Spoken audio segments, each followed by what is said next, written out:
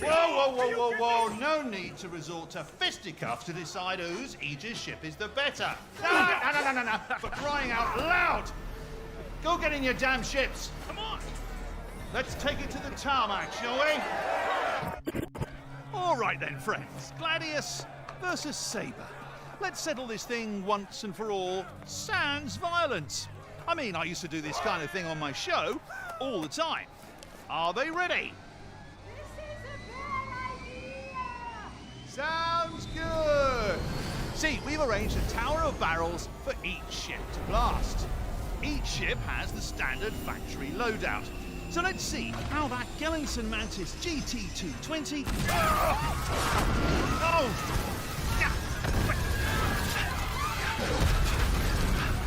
I think maybe we should get out of here. Never put the cutter. Oh, there it is!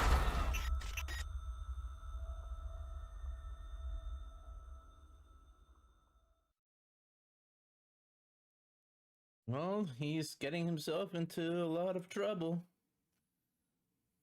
So let's look at what's available today.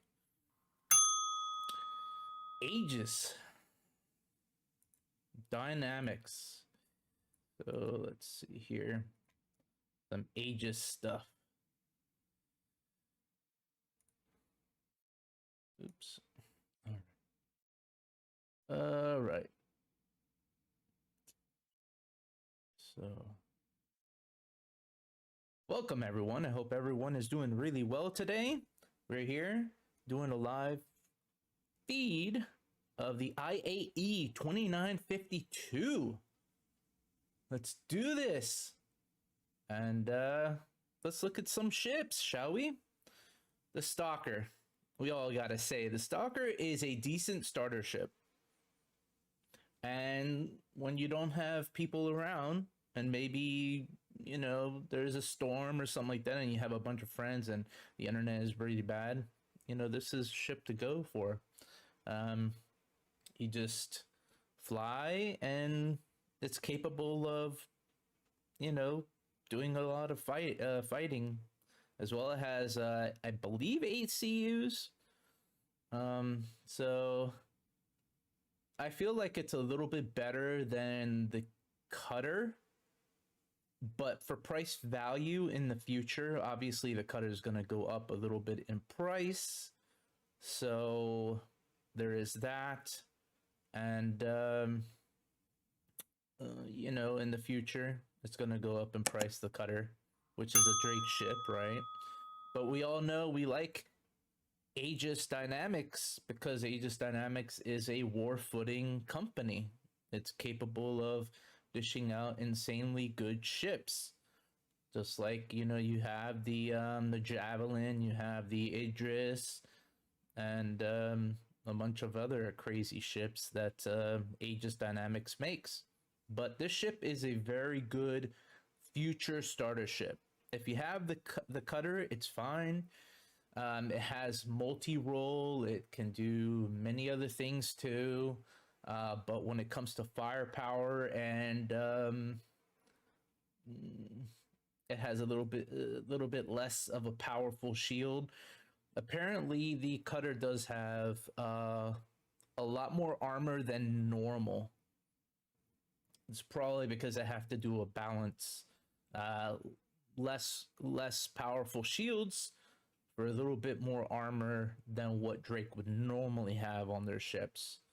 So at least that's what I've seen so far. In the lore and everything like that, that's pretty much what it's gonna be like.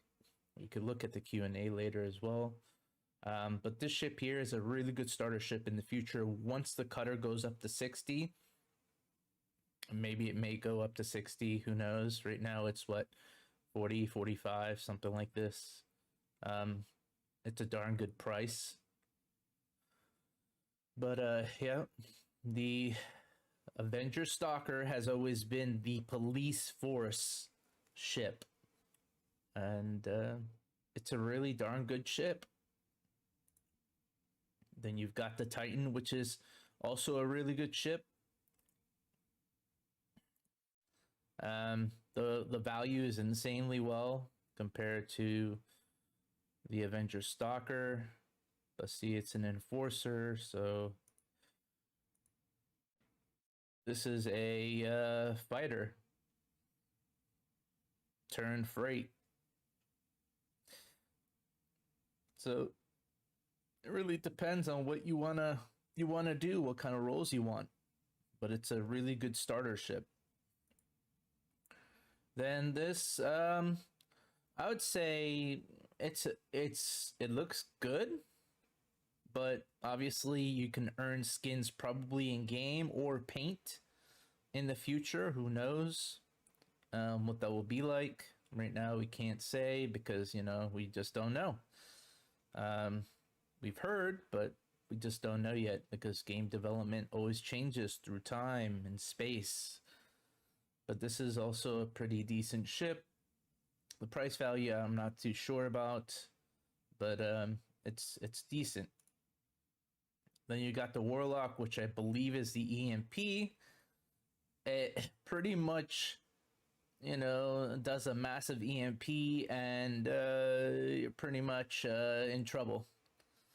Because then the ship can just either truly disable you by like destroying some of your gear on your ship, with the guns, just by staying outside and just waiting for you to be,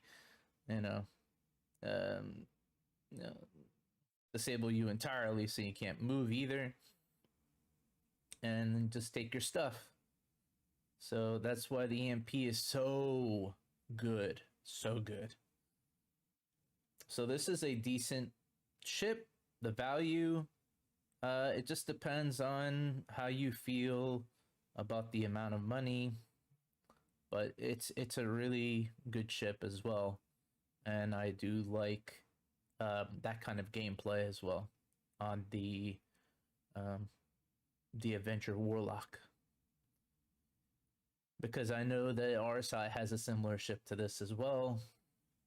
A little bit different, obviously, but it's capable of doing the same thing like the EMP. But this is, I believe this might be a little bit faster. I'll have to check on that, but I think this one's a little bit faster moving. Then you've got the bomber, but it has a special stealth mechanic for this ship, like emission kind of thing, energy output, which is very different from most ships. And this is a very different looking ship, and it's very valuable once the PU's in the game, like fully in, and then you can fight the Vandul or any other alien hostile. You could just blow them up. It's like a strike plane. It's more like drop the bombs and get out. So just like in real life, they just drop the bombs and get out. It's a very beautiful ship. But he just always makes beautiful ships. Then you've got the Gladius, which I've flown this plane when the PU was not, as it is today. I've flown it way back in the day. And it's a very decent starter fighter. Now, obviously, in the main lore of Squadron 42, this is pretty much used on the daily, but it's probably enhanced, a little bit more enhanced and more advanced in the in Squadron 42. But in the PU, this ship is really decent for a starter, and obviously could do a lot of upgrading and stuff like that. It's a beautiful looking ship. I love it.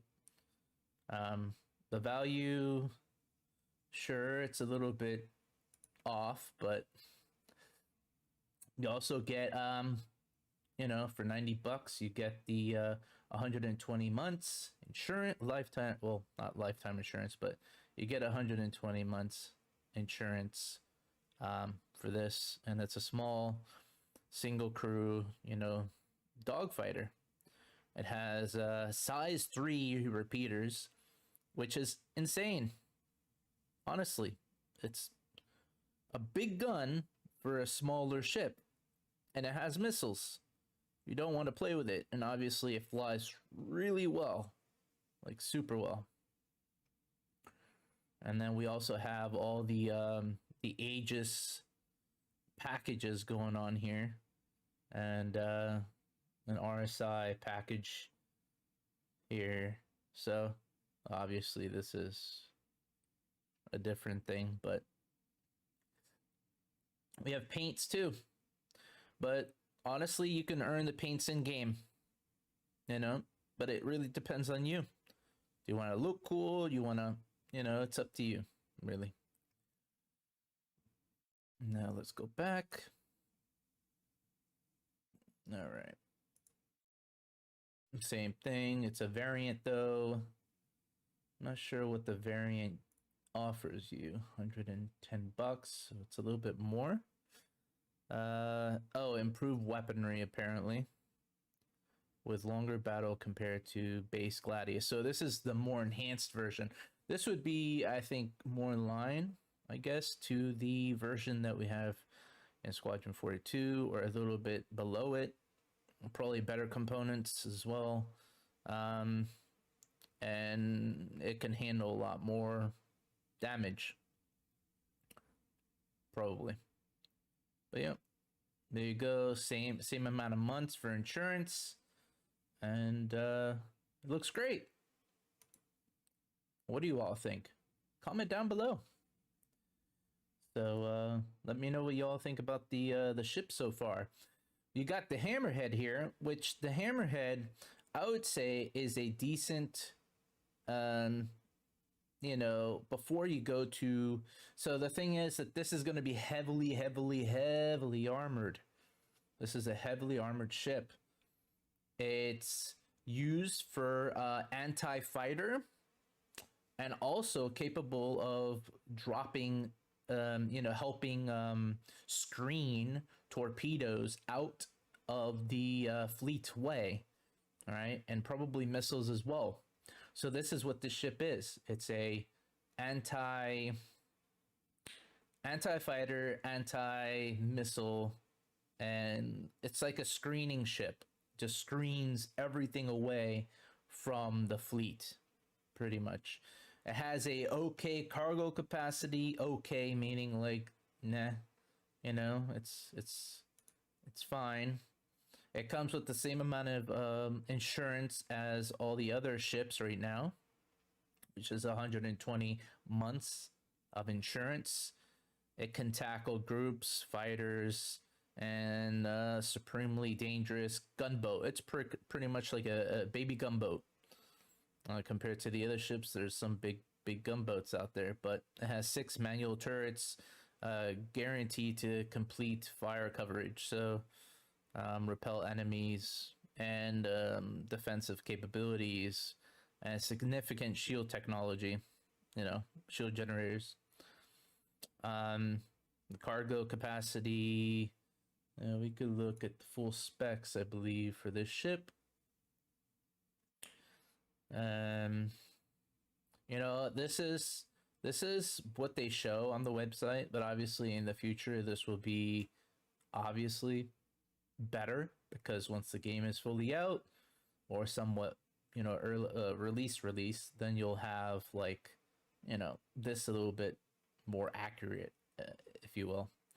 But it's supposed to have, you know, what is this, size 3 missiles, right? So it has size 3 missiles, and apparently, I don't get all. Oh, 4. They have 4 of them. And then obviously the turrets is insane. There's 6 of them. But it's heavily armored.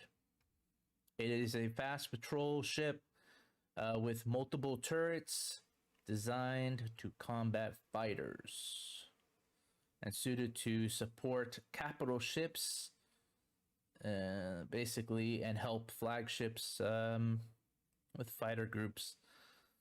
So there's that. Some images here. It actually is pretty. It's a pretty looking ship. Obviously, it's not like super beautiful, but um, you know, the colors and everything is nice. But hey, it's a pretty sizable ship, though. It would be very, very important to have one of these ships in your fleet to protect you and protect your fleet from missiles and so on and so forth. So let's go back. Let's go into the Idris. The Idris, is it even available? Who knows? No, not this one. Sold out. So it would be Warbond. So Warbond right now is available, by the way. It's 100% available, and it does come with lifetime insurance. It's a frigate. It is a proper capital ship. It's a peacekeeper. So you got all that firepower, and it does have a lot of firepower, and also holds a lot of ships, like a lot of Gladiuses. Number 3, probably could fit 4. Has a decent cargo capacity as well.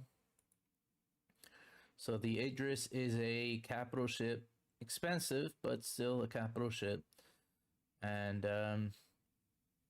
has capital components, mostly capital components. Computers, 6 of them, medium. So I would say that's like having a lot of computers. It's the UEE patrol boat, or it's supposed to be. So it does do patrolling. And it has 8 weapons. Or sorry, 10 weapons. Has a lot of turrets. Probably missiles as well now. I don't know. This is like not updated, so has a lot of cargo capacity. Yeah, I believe the military version has less cargo capacity. So there's that. The variance matrix. Then we go to see it's right now with cash, $1,300. Practically a computer. So oh well, right? Then you've got the military version, the MM. And obviously it does have missile racks. But it has one, oh yeah, the size is 10. So it's that one gun in the middle, like right here. It's huge, like massive. Then this is probably missile turrets. It's an amazing looking ship. Can't wait to see it in Squadron 42. Yeah. Inside of it, obviously. And just the outside. Oh boy, will that be a treat. So, let me know down in the comments below if you like the Idris. Now, the Javelin. Oh boy. This is a ship. This thing here has lifetime insurance. It's $3,000. Oh, so the war bond version is normally 2,700. I cannot believe people are purchasing these ships again. Wow. Like, this is a wow factor. Like, wow. Wow. Unbelievable. Wow. I would love to buy this ship, but I also wish they would come out with a ship that's half the size of this, with similar firepower to this, similar specs to this, but just smaller. The exact same specs, but smaller. You know? They say the Polaris can do something similar to this. I would say no. And the reason why I say no is because the firepower alone on this ship is far more capable than a Polaris. Right? This is a hunter class. The Polaris is more like a striker class. You could technically use the Polaris as a hunter class, technically, but the firepower is just not there, you know, to wipe out the Vandal, you know. This ship could probably be alone, by the way.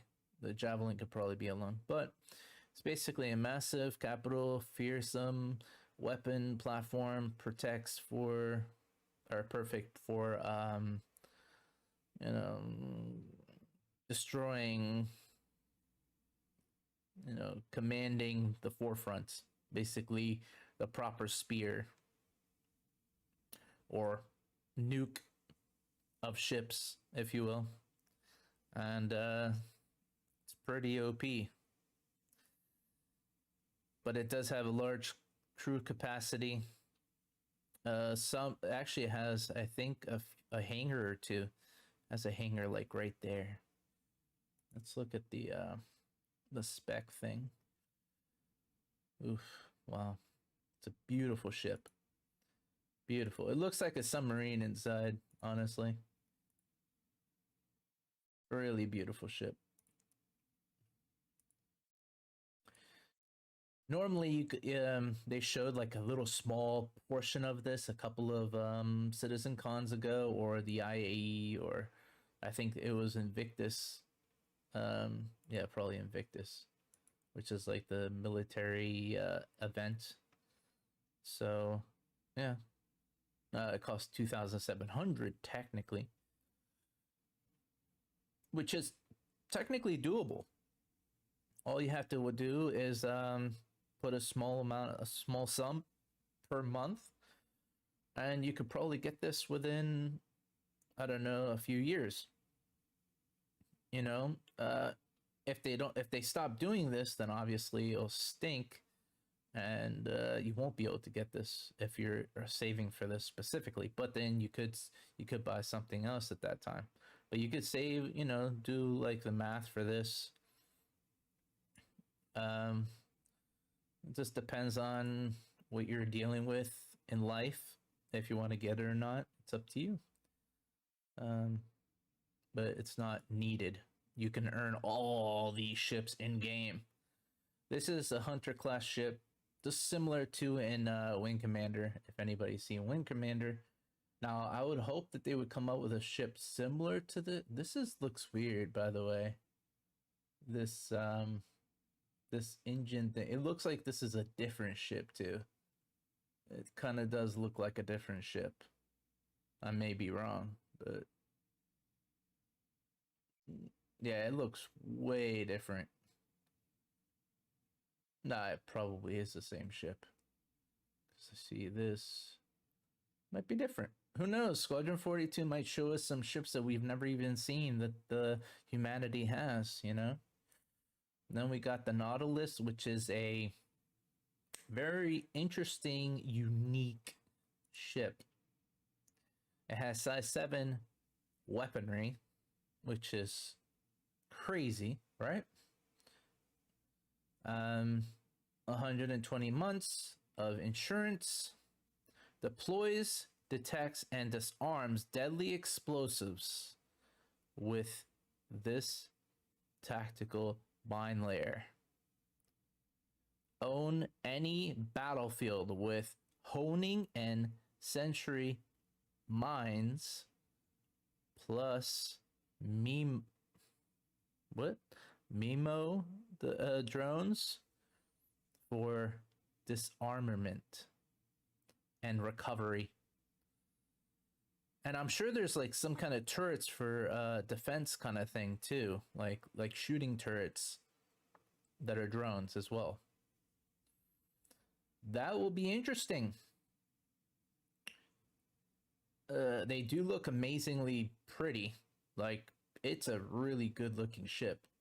I'm even surprised that Aegis came out with this kind of thing, because normally RSI has that aesthetic, you know, kind of design, with the, you know, like spear looking kind of ship. Yeah, kind of weird. 2 size 7s. So there you go. And then there is size 3s all around, and 2 each mounts. So that's equivalent to 4. Not sure if this is gonna, 6 maybe.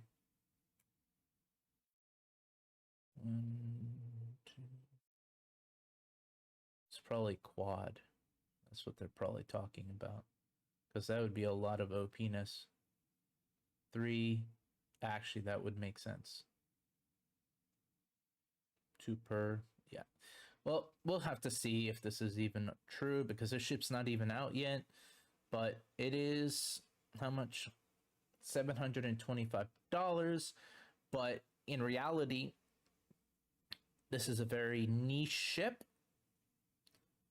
But if you want to be the kind of person to be helpful for a fleet, you can get this for the fleet.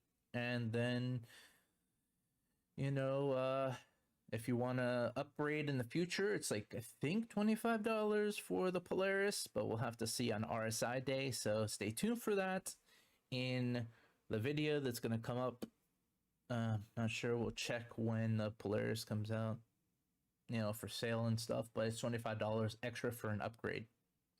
But if you got this ship, since the ship is not out yet in the game, they give you, I believe, a hammerhead and another ship or something like that just to play with until these ships are out, which is unique. And I like that kind of system because then you get to try variety and have a little bit of fun as well in game. So this is a mine layer slash, short range defense turret. So it's very unique and it can disarm. And also, if you're a strategic kind of person, then you'll pretty much own the battlefield. And that's my take on this. Now we're getting into a ship that I actually love a lot. The inside is insane. This was designed a while ago, this ship, and it was far cheaper than this a while ago. But obviously when it came out, it got a little bit more expensive. I have wanting to get this ship now, but not gonna happen for a while. So we'll have to see how life changes, and then I'll put more dough into Star Citizen because I believe in this development. I believe in Star Citizen. I believe in Squadron. So let's do this. Anyway, let's check this ship out. It's a salvaging ship. It is the creme de la creme, the best salvaging ship. Yes, the best. The capacity alone, the whole capacity alone is insane. The value of the ship is definitely 100% there because you get even a cutter, a man cutter, not the cutter that the ship that came out. Don't think so because I don't believe Aegis will even dare mix another company's thing. It's not normal for companies to do that normally for ships. Now, sure, vehicles, they do that. And I don't see a hook mechanism for the cutter that came out for Drake to be able to be on the ship. You have a tractor beam, you have floodlights, you have advanced scanning tech, which is very important because they will have that in the game eventually. You've got a man cutter makes the ultimate large-scale salvaging rig. So it's basically the best of the best. $400 value. The ship is going to go 5 or 10x the amount of value in-game with in-game credits in the future. So to earn those ships, it's going to be exponential, but at the same time, it's an endeavor. You get to have the journey, not exactly the reward right away. It'll be fun. You have a fleet of people helping you, or AI, which I'm sure the AI will be advanced enough at that time in the future to be able to help you earn these kind of ships in game. But for the value, you get both a ship, a small ship to help you do all the work, and you get a large ship to do all the major cutting and salvaging and storing. So that's amazing. Similar to the Orion that's going to come out from RSI, which I'm hope they come out very soon because I would love to see that as well, and I have that ship and it's amazing.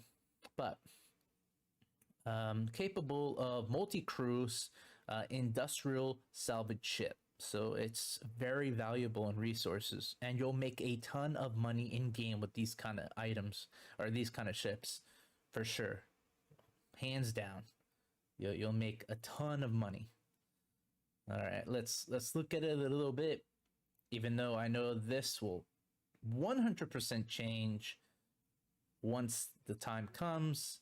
It does have a capital sized power plant. This is technically a capital ship, because to man the small cutter that's going to come out with this specific ship, you need a couple of people for that too. And obviously, to maintain the ship, you need at least maybe 5 or 6 people, probably. So I was right, maybe 5 people. Now, obviously, this may change, vary with time comes when the game goes more live. It has cargo capacity, but also has, I believe, this number might not even be this number, by the way. But we have to see when time comes, because I know that they have a lot of cargo capacity in the back, like a ton, right? And it's a salvaging ship, so that means it does do a lot of the refining. It puts it in cargo boxes and stuff like that, so it's going to be pretty cool. And then obviously salvaging will make you a lot of money, because the components, not all components will be destroyed when you're finding a ship that's Dalek, that's like broken and stuff. Not all the components are going to be broken, and some of those components are worth a lot of money in game. It is a lot of money to purchase some of those items, and some of those items might be super rare in the game because each star system is not going to have the same components, you know what I mean, or even none at all. So these kind of ships are very valuable, especially when a war just broke out and the war is done. You just go and salvage all the parts. It's an amazing value proposition for a ship. $400 will give you, so basically the cutter in the back comes with it, right? So I would say that's $100 just for the cutter. Or maybe the cutter is like $100, or maybe 60-70 bucks. So what? So that means you have like almost 300 and a half just for this fat ship alone. It's huge. I will show it to you in game. Don't worry, I'll be in the game in a moment. Now let's move on to the next one. The Redeemer. It's a fast ship dominating with guns. It is valuable. It's huge. It's worth its weight in gold. I wouldn't say it's my favorite ship, to be honest. I liked all. So this was I'll give you a little bit of a backstory. This was craft your fleet or craft your own ship, and a bunch of backers or fans of Star Citizen made the original ship, which was half dropship, half gunner, right? Dropship as in crew, right? Marines. And with time, the game changed. It evolved. It got even more advanced, and the old ship that was similar to this changed, and now they made it into a different ship. It's probably in game right now. I'm not sure if it is. I'm trying to remember if it is in game. We could check. We could check. It's already in game, so I'll show it to you. All right. It has a lot of guns. Truckload of guns, and size 4 missiles. What? It's ridiculous for the value. It's insanity. 4, size 4. Not a lot of ships have size 4. That's a little bit crazy, like cray. All right. Then you've got size 3 turrets, 2. Right, 2 dual. Then you've got size 5. That's insane. This is crazy. And 4 missile. I think this is the front, or not missile, sorry, weapons. It's just crazy. Then you got 2 cargo capacity, so 2 SCUs probably, or something like that, which is fine. It is a crew of 4. Obviously, all these ships, you can do skeleton crew and have maybe 2 or 3, but obviously efficiency and optimization kind of thing, you're going to want at least 4, maybe even 5 as redundancy in crew, in the future, or maybe even AI to help you with some of these things, or an AI you know, blade server. Who knows if this will support it, but you have that. And then all these are medium, everything medium. It's insane, the value for this ship. It's just too good to be true. Too good. But it is. It's true. Medium for quantum, dual 2. That's the 2 mounted. That's great. It's amazing. Yes, this ship has a lot of value. It doesn't look pretty, but you know, the death from above ships never look pretty. Yeah, but it is very valuable. Very. Now let's work on this ship is super valuable. You know why? Modularity. This was this was the first module ship ever to come out from Star Citizen. Modularity is what we like. Fans, people want modularity. Love modularity to death. It's insanity what we get with modularity. So it's a troop transport.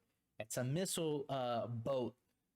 The value for this ship is so much higher than most ships combined because the modularity capability. So it has capability of dropship, cargo, living quarters, probably even some kind of advanced military grade modular thingy that you'll have in the future. Who knows? But it is capable of doing so much more than anything in game, you know, other than the Endeavor, which is very modular compared to this. But this is my favorite ship. I had this ship a long time ago. It was only $150, so every month I would save $10 or $5, you know, and just buy it. Even though I had the money up front, I would just save a little bit every month and then just buy it. And that's what I did back in 2012 to 2013 and 2014. So I've been around the project for a very long time. But it's a very beautiful, beautiful ship in the inside. You know, the textures and stuff like that this is an older ship. It's one of the first, you know, one of the first, but it's the first modular ship ever. And it is very dangerous because here's why. Here's why a $150 dangerous ship exists, right? They don't even show it. How dare they? Oh, terrible. All right, so it is going to probably, it is most likely going to be in Squadron 42. Most likely. But let's look at this. So there you go, a little bit about the ship. I'll show it to you in game as well. And it's very powerful for what it has. I believe it's size 9s torpedoes. I believe so. And then there's also, I think, size 5 torpedoes, something like that. But there's a hybrid, so it's obviously a modular ship. So many different variants of a modular technology will probably come out. Many options. And this data is older, so this might even be more. And medical. So this is going to have a medical module, you know? So already this ship value went up. Drop ship. This is a really good drop ship as well. Living quarters, armory, like we just saw. Its value is high. 150 is amazing because then you can earn the modules in game. And yes, they'll probably be expensive in game, but let me tell you something, it's better to earn all the other stuff in game. Now, some of the military technology modules will probably be very hard to get your hands on in game. So obviously it's best to buy now because the value is going to explode. Yeah. Then you've got the $275 value, and that is just with the torpedoes and stuff like that. This one might not come with torpedoes, but this one does apparently. So, but this is the base. This is not base. This is the more, you know, well, more obviously because it costs more. But this ship is amazing. The Retaliatory Bomber. Nothing else said bad about it. Armor is probably going to be super high because Aegis doesn't play around when it comes to armor, and once armor is in the game, the gameplay will change dramatically and be a little bit more lethal and harder to come by for a lot of ships, because the ship will destroy and wreck them. Period. There is nothing bad to say about this ship. And there's advanced scanning technology, obviously, with any of the military ships, and probably stealth tech, because this is technically a stealth bomber. So, and there you go. Now you got the Saber. The Saber is a decent ship, but there's some issues with the meta in game, because the game is basically dogfighting like out west. But once the game is more live, then you feel like your life means something in game, and you're building, resources and knowledge and understanding of the character. You're going to not want to lose the character that easily. So you're going to want to play a different way. Honestly, the ship is decent. It's fine. It's a basic ship. It's expensive, but everything in life is expensive. You get like this. You get the 120 months of insurance. It's a rapid response to any combat scenario. Single crew stealth fighter. It is a stealth fighter, so that means it's gonna have stealth tech. In gameplay terminology, that means the signature of your ship is going to be very low compared to other ships. And Wing Commander, they kind of explain some of that, like the way the story plot explains it, but it is a mid-range laser repeater, so it'll definitely pack a punch. Now, everything is balanced a certain way now in game, because it is balanced a certain way in game, because that's how the game is designed currently. But in the long run, some of these ships will get a rebalance pass to balance the thing, not nerf. This game will not have nerfing. It'll be more of a balance to what the ship size is, to what the ship's technology is, to what the stats are. That's how this game is designed. It's in defined by.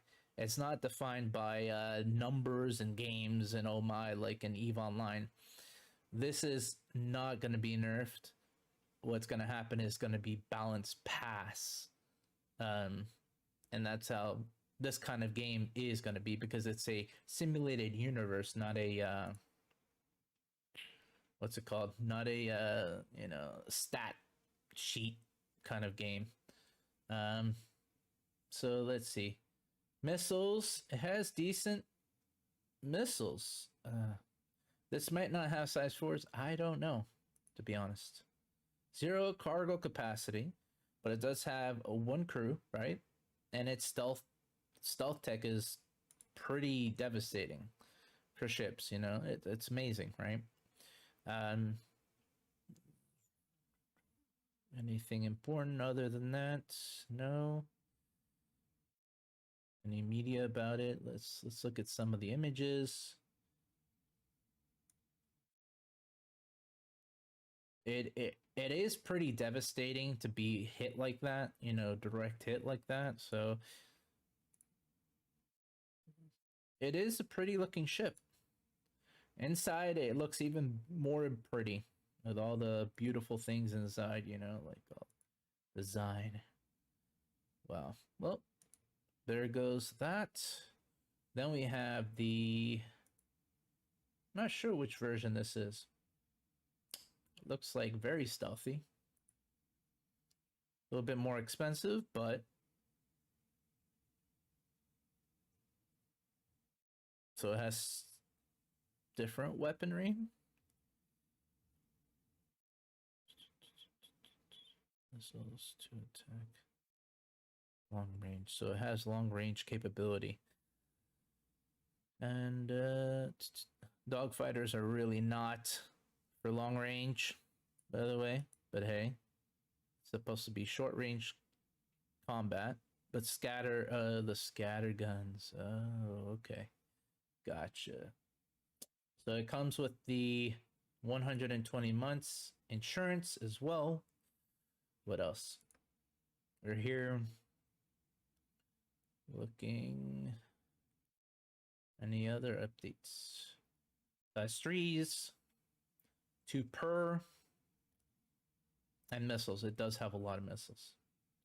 That is a lot of missile. Size 4s is huge size missiles. Everything is S, but it has dual generators. If the stats page is correct, if it is, there's dual, and cooler's dual, everything dual, so it has a lot of redundancy there. For this, the same thing with fuel intakes, dual too. Well, Aegis does know how to make good combat ships, I can tell you that much. Then you've got the Vanguard. All right, so some people believe that this ship is not very because of some of the guns and stuff like that on it. But it can last through a battle really well and come home alive. Heavily armored, like more than this one here, the Saber. Far more heavily armored. And it has a inside cabin on most of these. Let's look at the Harbinger is the missile variant that has size 5s. I know that much. It's a heavy bomber. This ship will be pretty deadly to, like, it can get deadly to the Hammerhead to get hit by these kind of ships. So this ship would be not a competitor, but more like a deadly opponent for the Hammerhead, for example. And any other, big ships. Firepower is pretty deadly as well. It has a pretty decent arsenal of weaponry. If you get hit directly with the ship and your shields are down, it'll be a very bad day for you. What else? Size 5s. Yeah. Size 4. Don't know where this goes then. I'm not sure if this applies to this, but cargo capacity 0. But you can probably put a box or 2 in here, but obviously it'll get cramped. Small boxes. Has a lot of redundancy. These ships here, are survivors and can dish out enough firepower. They can take damage. Once armor's in the game fully, and version, tier 1, like the best of the best tier capable. Well, once the game is like fully out, armor will be insanely good. So it'll be a lot harder to destroy a ship like this. But it's manageable, obviously. So we got coolers, we got a power plant, dual of everything, right? The same thing with fuel intakes, fuel tanks. So it's a long range fighter bomber, right? So this ship is way worth the price, because missions will just pile up and you'll be able to destroy mostly anything, to a degree. Now you got the hoplite. I believe the hoplite is the drop ship boarding vessel. Yep, drop ship. So basically, it helps you go through the LZ, the most dangerous locations possible. This ship is probably more heavily armored than the other ship, like even more insane, because it has to help the transport, the troop people, right? Military folk. So you've got very heavy armor for this ship. Let's see some of this stuff. It's probably going to be the same as the other one, but troop transport even explains some of this stuff. Here, 444, 2x2s. It's not so bad. Missiles is, and that's insane, by the way. And then you got a size 5 in the front, which would be the nose area, and that is pretty good. A lot of thrusters, by the way. Yeah. So there's that.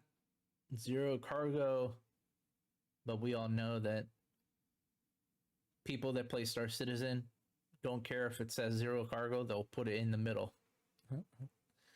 But there you go. Some images.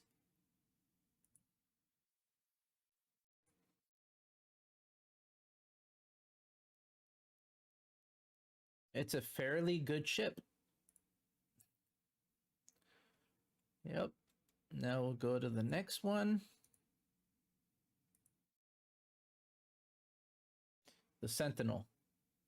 It's an E-warfare ship. That's what I remember. So, yeah, EMP, electric magnetic pulse stuff, disrupts enemies' ships, heavy fighter as well. Distortion cannons helps disable shields. And you got all this, you got this, you know, pretty powerful ship. And then obviously you got the skins that you can earn in game still. Well, you'll be able to earn in the game one day. What else?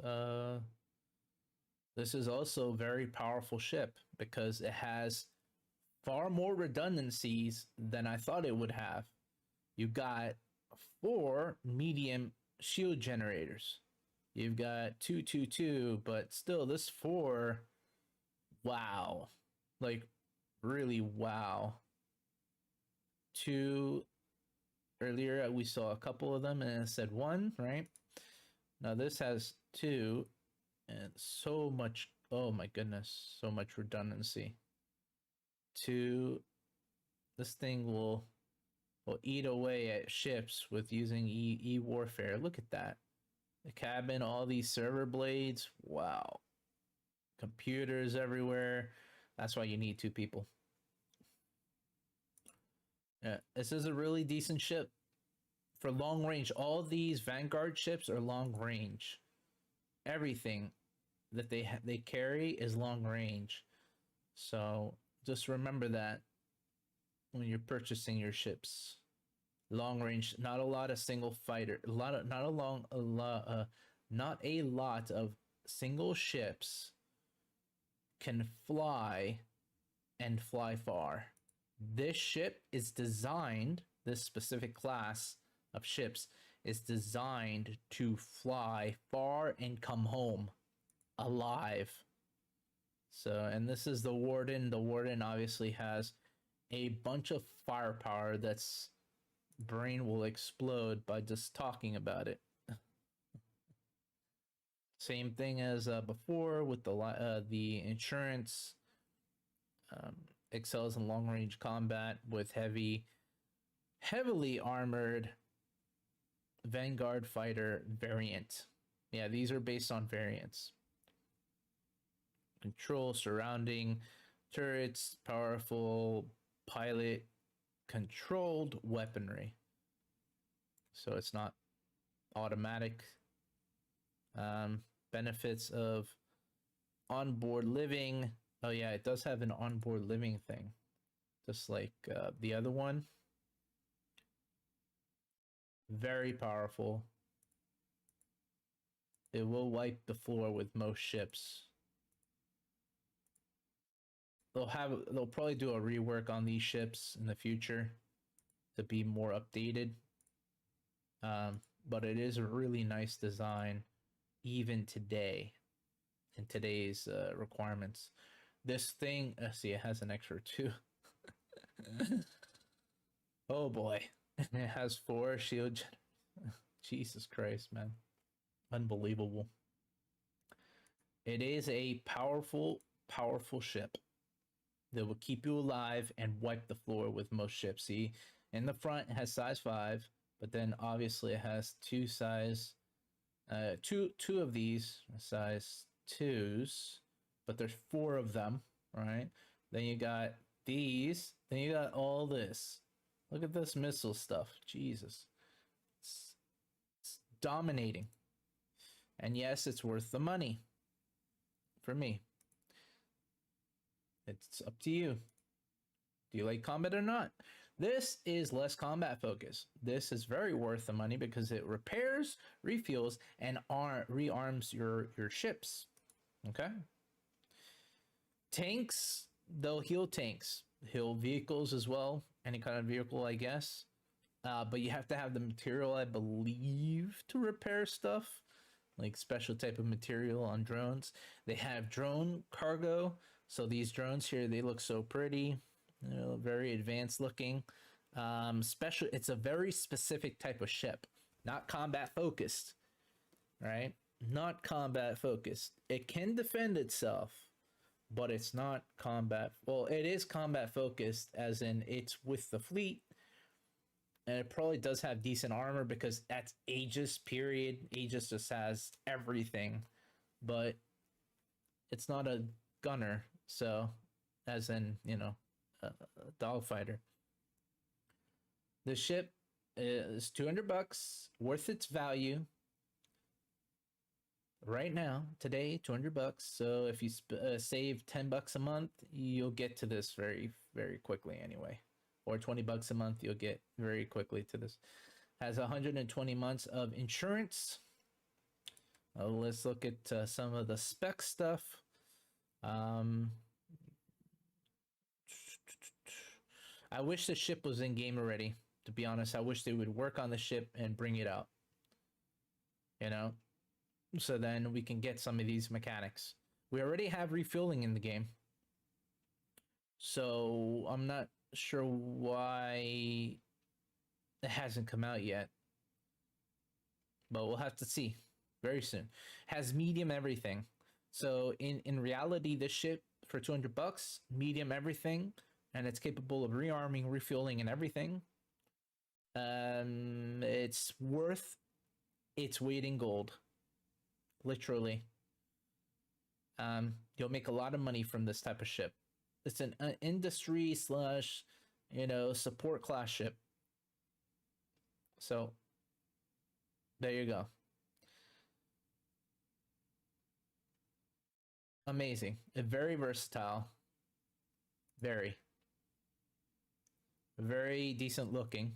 Has drone capacity, so right there, it's pretty powerful for $200 right now, today, at your nearest dealer today. Now you can earn the ship in game when the game is fully out. You can earn this ship in game, but I would say save a few hundred dollars, few dollars every month. Then you can get this by the next IAE before the ship goes way too high. So there you go. Now we're gonna go in game. So give me a second to do that. And thank you for watching, by the way. It's really a pleasure to give content, to help the community, to understand, to grow and evolve. And also, we love doing it. Also, help out the channel by subscribing to the channel, 100% free for you all, and also like the video and comment below and let me know what you all think about Star Citizen, Squadron 42, what type of ships you like, what kind of worlds you would like to see. You know, comment down below and let me really know. Like, come on and comment. You know, it would be nice to hear from you all. So let's do this. Let's get into the game. Let's see some of these ships, and enjoy and have some fun. Thank you. Now give me a moment to transition to it.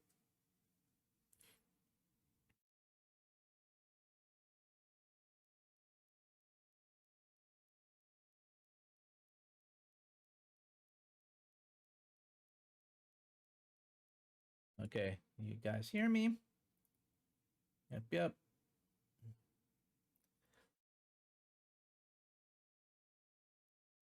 See, the king ship is gonna come out, and we're gonna have to destroy them.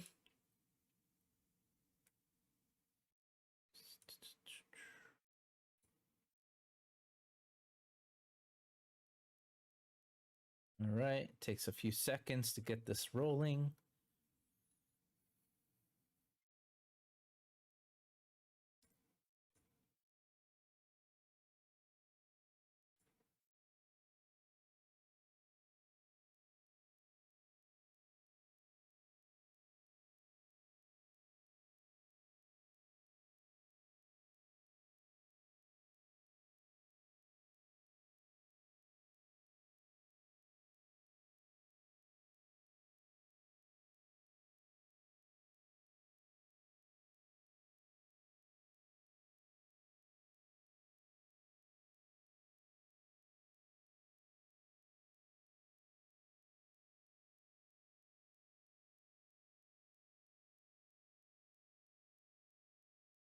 Not sure why this doesn't just automatically work.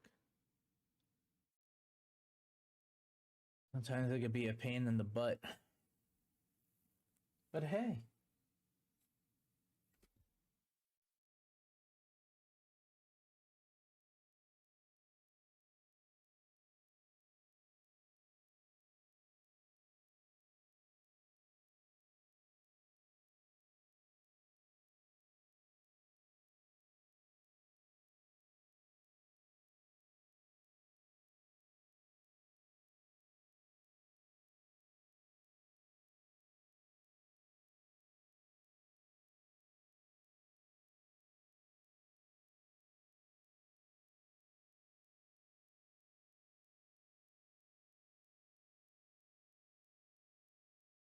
We'll get into the game and see if this works now.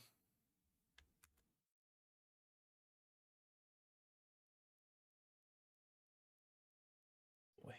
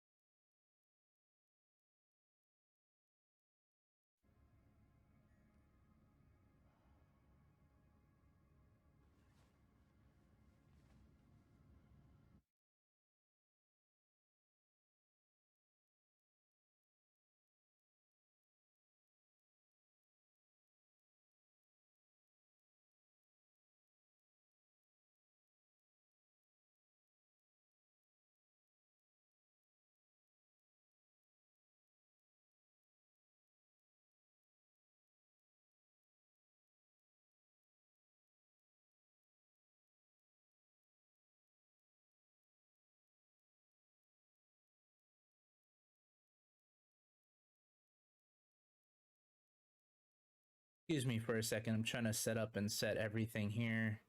The sound is not going through. So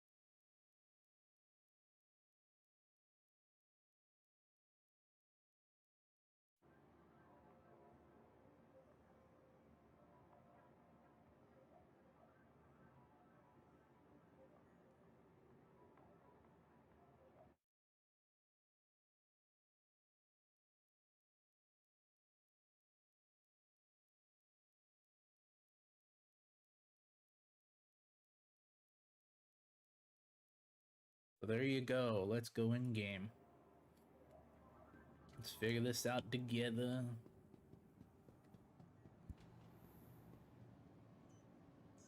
Welcome to the ASOP Vehicle Retrieval System.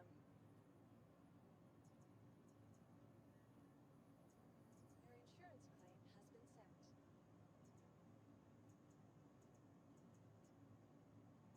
Your insurance claim has been sent.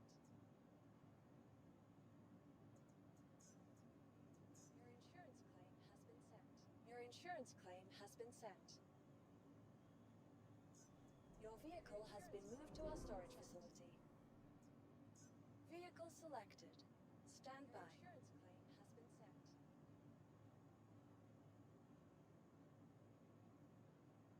Your insurance claim has been sent. Your vehicle has been delivered to the following location.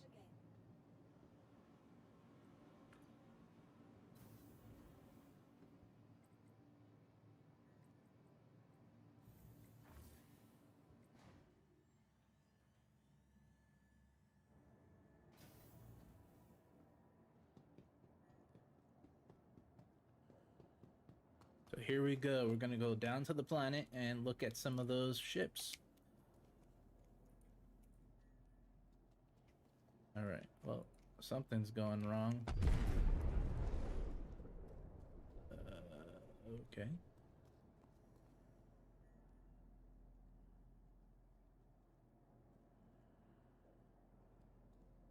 So the ship is not currently working. All right. It's fine.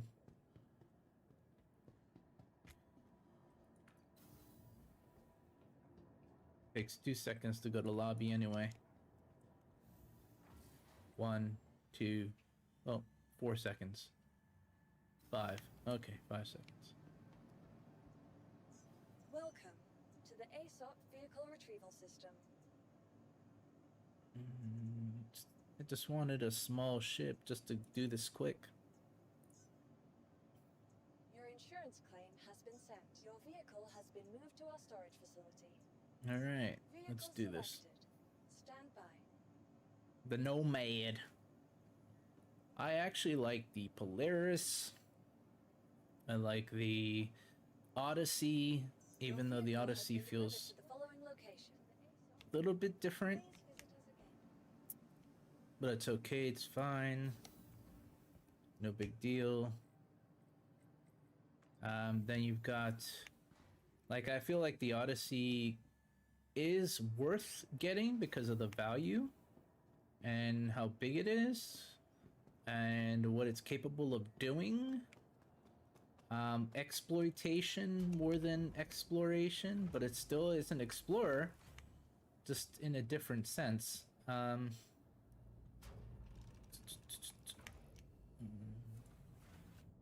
So this ship is also a very good ship. I recommend it, but in-game, with in-game currency.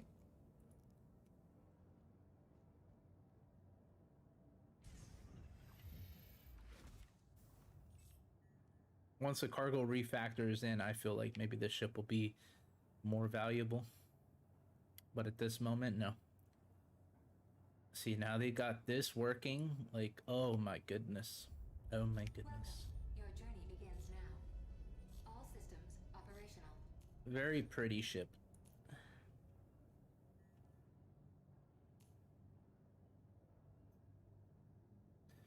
I'll probably build a VR system or some kind of key input system, so then I could do all that from a like a touchpad of some sort in the future. So Drake Cutter, very cool ship as well for Drake.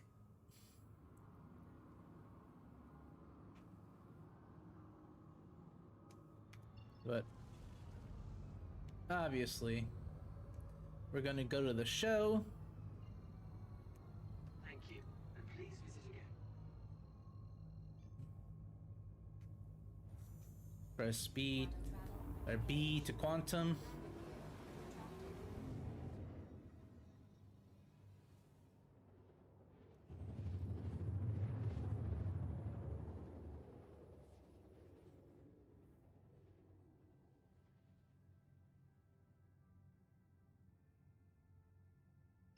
Quantum travel complete. I also like the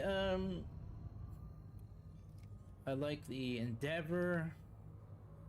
The Endeavor is worth getting because it's 350 right now, right? And it has a lot of modules. A lot. It's got the capability of making biodomes. It has the capability of doing a bunch of other sciencey stuff. Like it even has, I forgot the name of the super collider. Yep. It has the super collider. It also has some of the things like, you know, where you can modify and repair or modify components. It has the capability of farming. It has the capability of, you know, true exploration, like really true exploration. I would say the only ship that could out defeat a what's it called, a Endeavor, not an Endeavor, the only ship that could defeat a Carrack would be the Endeavor, hands down. Because the Endeavor has all that capability already. It has a dish. I believe that dish is for pathfinding as well. Or galaxy or star system exploration. I don't know how that's gonna work out. I don't know how CIG plans to do it specifically, but I can see it how I see it, if you know what I mean. Like my view or my take of it. So, but it's capable of doing so much more than just a Carrack. Carrack is a very powerful pathfinder, super powerful even. It's not a war fighter or anything like that. It is a military class ship, but for military class reasons, not for dogfighting though, but for you know, it's combat focused, but not fully combat focused, if you know what I mean. So is it geared down? Gear engaged. All right, so let's land. Let's land, everybody. And obviously that's a reclaimer. Look at that beautiful looking ship. Oh my goodness. OMG. It's a very big ship. For $400, you get a lot for that. Look at that ship, dude. So massive compared to this tiny little thing. Look at that. So somebody likes this ship. Look at that. Beaming lights that are just for days, man. For days.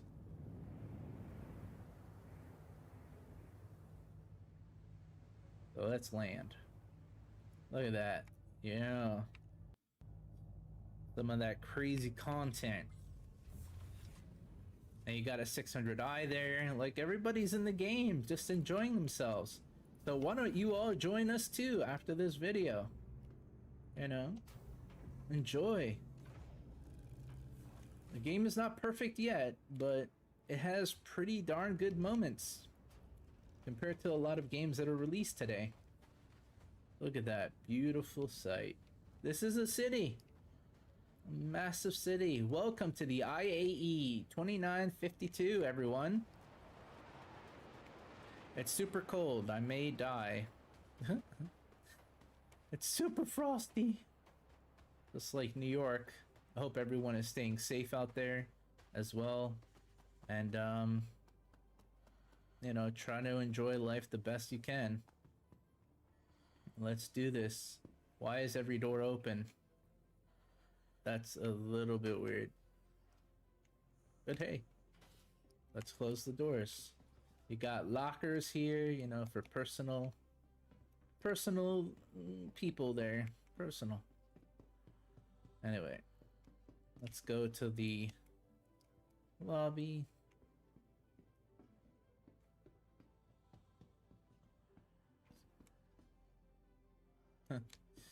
Super cool. Cool stuff. Commons. Alright, everyone.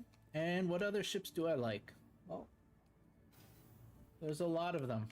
The list is pretty massive. Crucible, even. This is like a bar restaurant area, and also you could get components down that way, I believe. Let's see. Look at that. Rock climbing. No, I'm sure rock climbing like that will be a thing in the future. I'm sure. Just they hint to it. Promenade, and then from the promenade you can go and look at components and stuff. So we're gonna go to the IAE floor and look at some of those things. Yup. Hope you enjoyed the video. Please give it a like and subscribe. 100% free for you all. So there'll be another train. Don't worry. Don't worry. So how's everyone doing today? Let me know down below in the comments what ships you like. What do you want to see in Star Citizen, and what are you looking forward to for Squadron 42? let's do this. Come on. Come on, train. Normally it's a little faster. Like the other day I saw two of them like one after another. Like really fast even. Guess today's a slow day.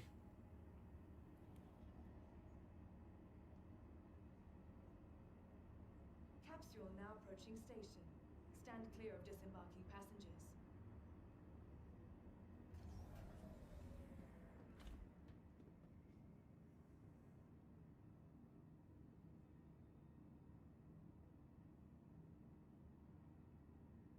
Careful, doors are now closing.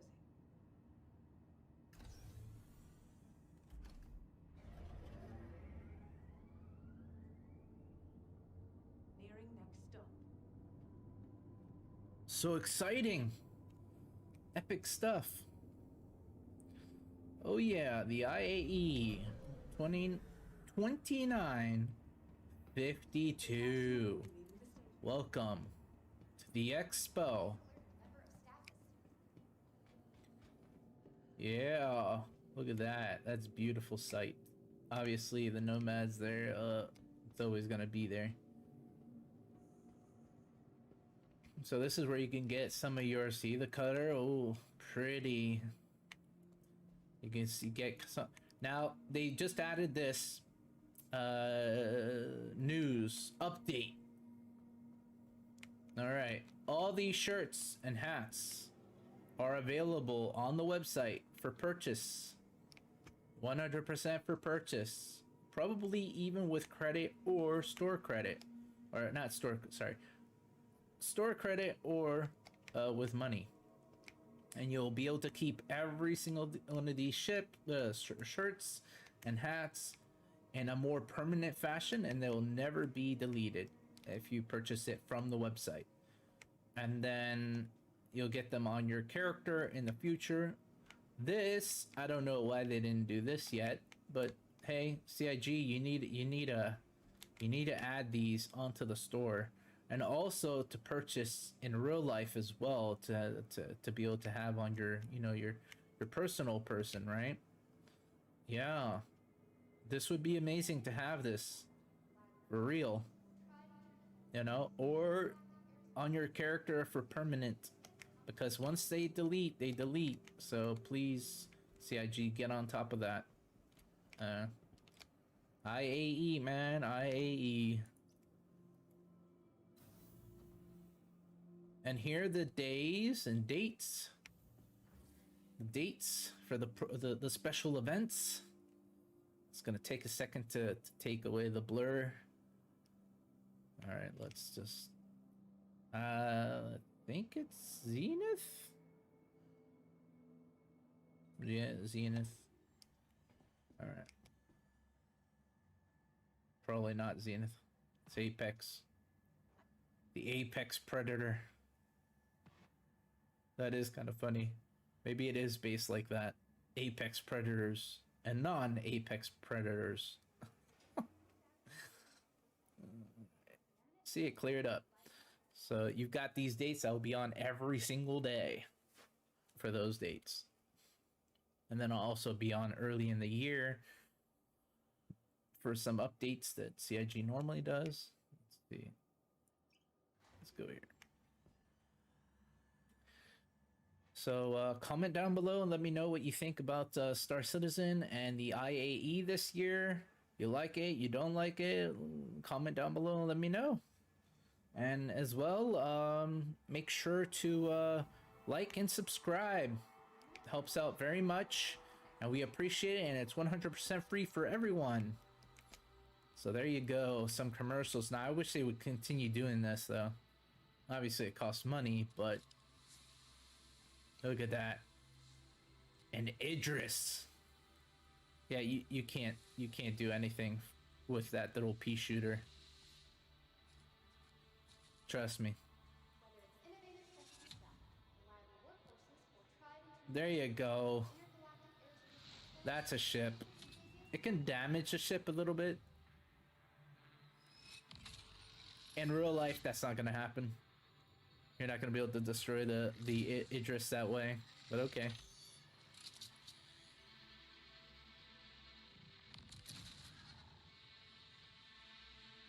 Take a lot more than one, though. Oh, well, destroying a oil refinery, sure. That would work. So pretty. I do like that ship.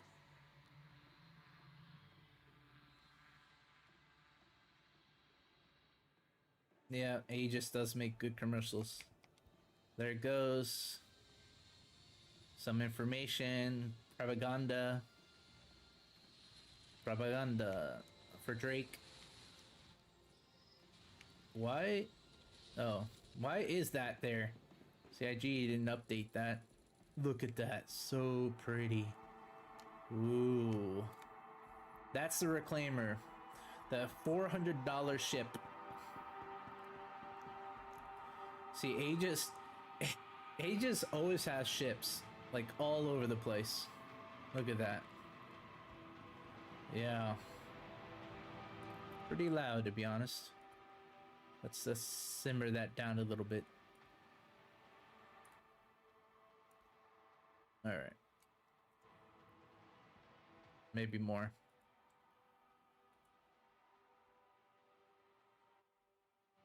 Alright, everyone. Here we go. We're gonna go into this big fat ship. This huge, gigantic monster. Last. Yep, last. Now you got weapons here that you can purchase in-game. Like right now even. Some of these things are kind of expensive. Yep, 14K. That's not that expensive actually. For what size? Size 2? Does that look like a size 2 to you?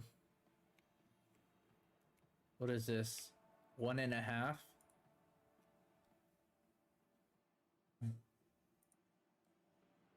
This looks like a pea shooter compared to that.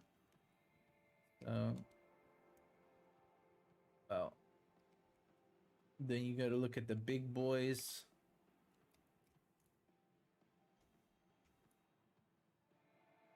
Not, it's kind of expensive actually, yeah. Kind of expensive. Size 6. Oh. Wow. And obviously they're size 10s and more and beyond. So that ship right there is $400, but in the back of here, like I was saying earlier, in the back of here, you get a ship to dock, which I don't know how they're gonna work this in, but there is a railing system. There's probably a way to, well, yeah, it's probably some kind of way to connect and actually just get on. Well, obviously you're gonna do EVA to get into the ship, but hey, why not? So let's look at the other ships. These are the components. And obviously these components are going to have subcomponents as well. Most likely. So, to upgrade, to modify, to help with ships' stat stuff, and help you survive in a better environment. Or, I mean, in a better way, in a bad environment. There you go. So we're going to go to the 5 here. See what this is all about. IAE. We're all at war. So these were the other ships that I was talking about. That's definitely the hoplite. Just by smelling it. Yep. Oh no, it's the Harbinger. Wow, I failed there. Oh. So the hoplite might be in the middle. Yeah, it's definitely looks like it's the middle. Let's look inside, everyone. The Harbinger of Death. That's why they call it the Harbinger, right? So, even though they made this a long time ago, by the way, they did do one rework, like a micro rework. So, storage, storage. We all like storage, everyone. There is a bathroom. There's a bathroom. Even a shower. Wow. Wow, everyone. That's a unique sync, by the way. Okay. This will probably open up in the future. Gotta keep it as real as humanly possible. This will probably be updated for sure. 100% updated. So there you go. Harbinger size 5 missiles or size 5 torpedoes. I think it's size 5 torpedoes. With love. With love, everyone. CIG with love. So how do I close this? Oh, there you go. There you go.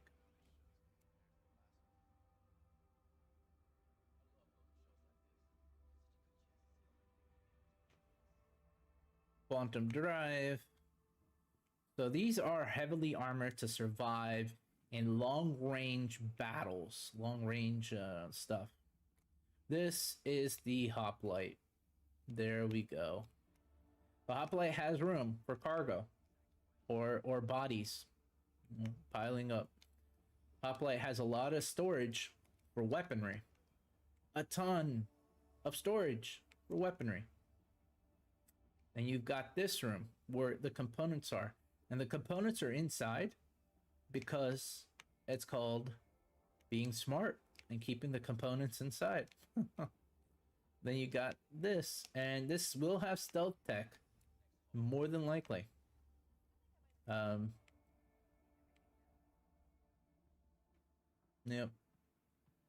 Very powerful ship indeed.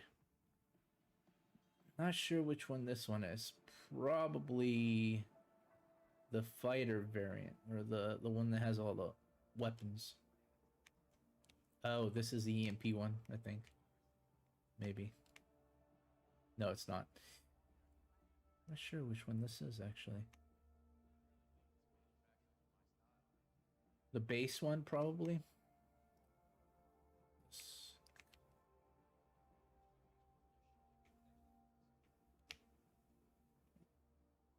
Engineering station. Really cool. A lot of space, by the way. Access. Turret access. Okay, so this is cool. Really cool, everyone. You want to sit in the chair? The captain's chair? Yeah, let's do it. Let me know down in the comments what you think about this, the Vanguard series. Look at that person running. Look at that. Woo! Yeah. Go, Forrest. So let's check the other ones out.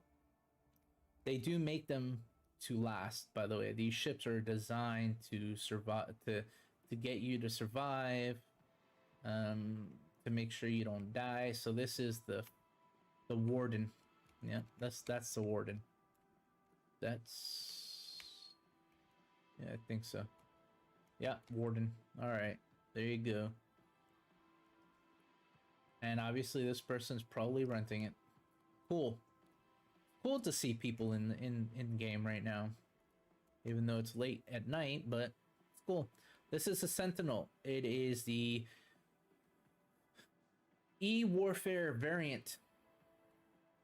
E-War pods. I'm surprised they call it that, but sure. This will definitely make your ships cry during the day, during the night. The ship will destroy. This is more... Okay, here we go. I'm going to say it. This is better looking than all the other variants, by the way. Very cool looking inside. Very technology-wise, like early day Tony Stark looking, you know, like really advanced, like crazy cool. You got server blades, you've got all the components to give your opponent the worst day and lifetime death of all time. Yes, I know I messed that up. This would be a very worthwhile ship to get because it will help the fleet as well. And missions will be really easy to do with these type of ships, by the way, because they're survivable. They survive anything except for a capital ship just blowing it out of the water. But other than that, this is a really good ship. Look at this. This is what you get from this ship specifically. Look at it well. There you go. This is the Warden as well. So look at this. What you get from the Warden.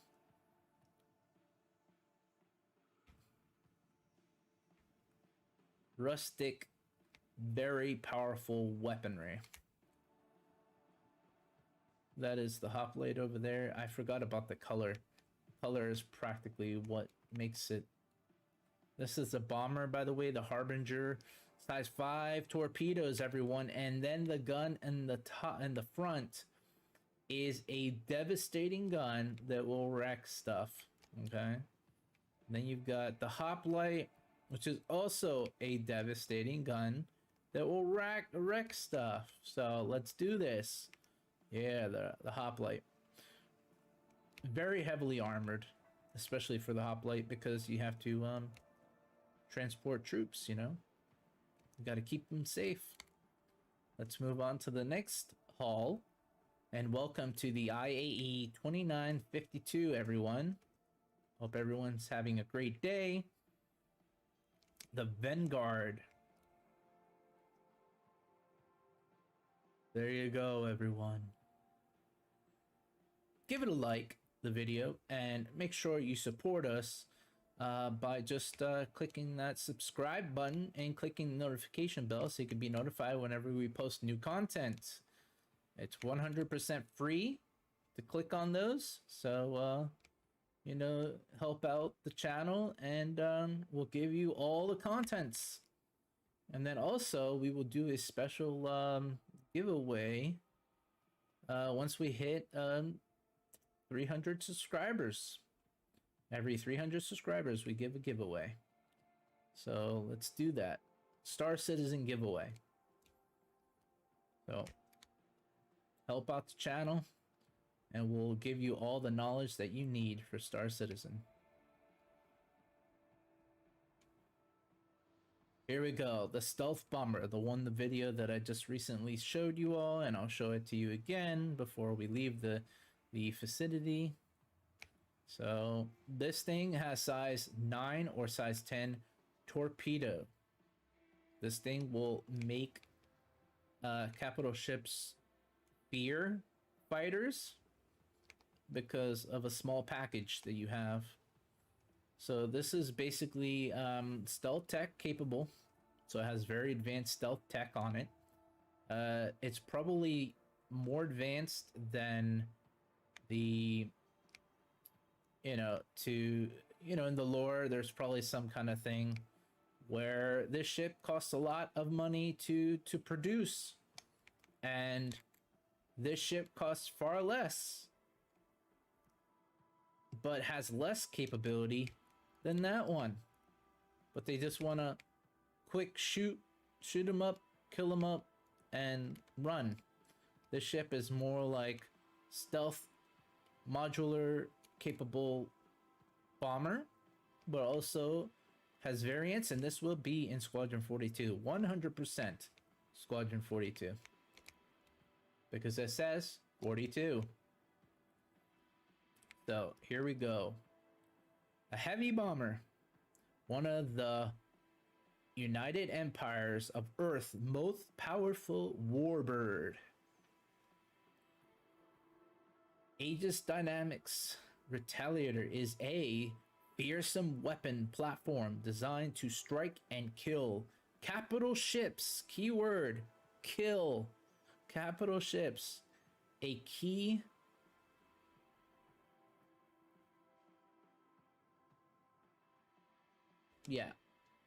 everything. Don't want to read everything. We'll be here all day.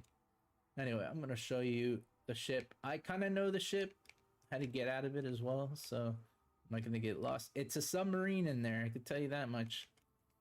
Submarine. Very good ship. Now the base for this ship is 150 bucks. So the base, and I don't know if all the torpedoes come with it, but the base is 150, right? Then I believe it's 275 for the bomb, the bomber variant, right? And then the modules will come in later. They'll probably sell the modules separately, or right? You can earn it all in game. Everything could be earned in game. You just have to pay $45 or 60 bucks for Squadron 42 and Star Citizen, and you get 2 games for the price of 1. Yes, 2 games for the price of 1. There you go. One is the multiplayer MMO version. Sort of like an MMO, but not really. It just has attributes of an MMO, by the way. That is the key phrase. It is not an MMO because MMOs are very limited compared to what Star Citizen is. So that's why I say it sort of has the features of an MMO, but more like a story-driven game mechanics. So here we go. All this, we got the cabin. And the reason why the cabin is here is because then you could run up and go to your turret. Is there a turret here? Probably. And you could go down below very quick and just go straight to the cockpit. And there's a turret there as well. So it helps. It's a submarine based. These are modules, by the way. All these are modules. Yes, yes. There is a medical module. There is a dropship module. There is a bomber module, and then probably some other advanced tech modules that we don't know about yet. But the turrets are all there and stuff like that. This is the turrets. It can get confusing, but it's a really decent ship for the price, like ultra decent. And then we can leave. The base 150. This version is 175. Or no, sorry. Yeah. 275. Sorry. This is 275, this version, the bomber version. 275. And then the reg base version that you can probably get all the modules for in game. So it's 150 for the base for that specific ship. The bombers. The bombers of the UEE. Yes, the UEE. Interesting that you can get food everywhere, by the way. Let's get some food. Let's do it. All right. Hi. Let me know if there's anything I can help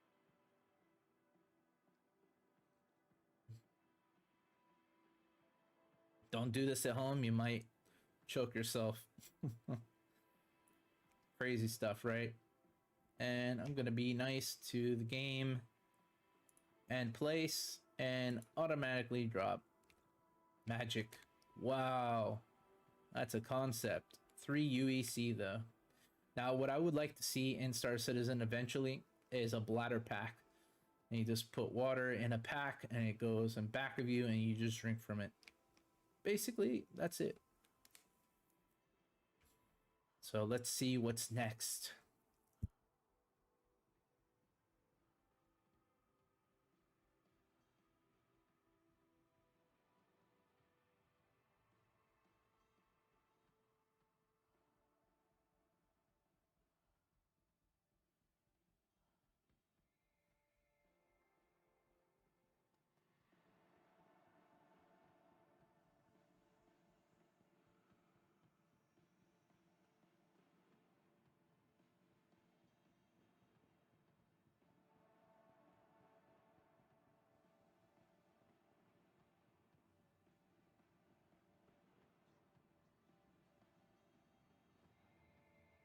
This is the Saber Comet.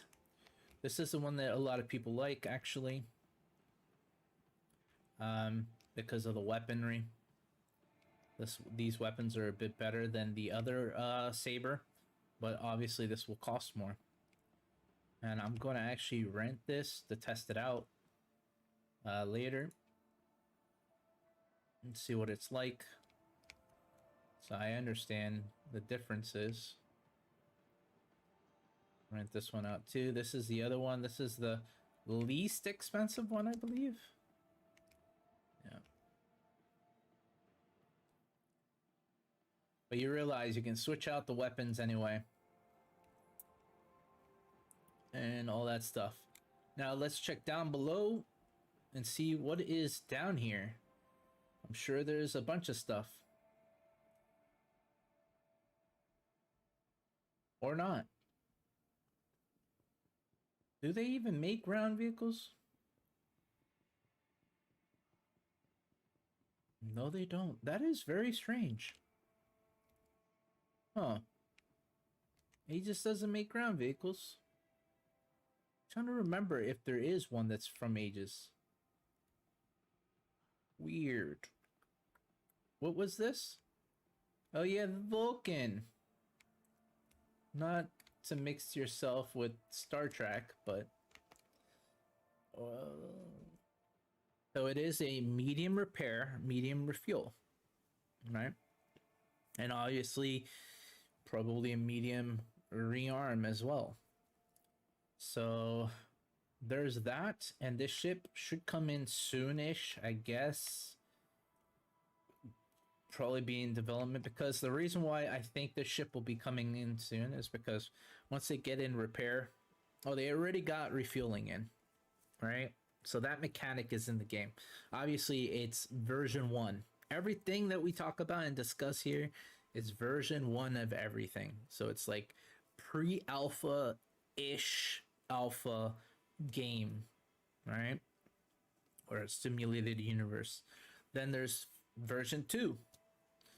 And then version 3 comes out. And then once version 3 comes out, it's almost complete, right? And then less bugs, less issues to deal with. Hopefully 0 bugs to deal with. But in games, you can never guarantee flawlessness ever, or perfectness ever in gaming. There's always something to go wrong. Software game development is always a complicated thing. Now you got here the bomb layer, right? In space. So this is for your strategic mindset people that want the space to burn, so then people can't come and blow you up. And you know, you basically lay this, and then it'll hurt small ships and medium ships and large ships probably. I have a feeling, tiny feeling, that they might even make this the premier version and make this a little bit bigger than we expect it to be, because this is the only unique ship and we haven't seen anything that is the same as this ship. There's a lot of ships that are similar to something else, but this ship is unique and there is no other ship like it at all.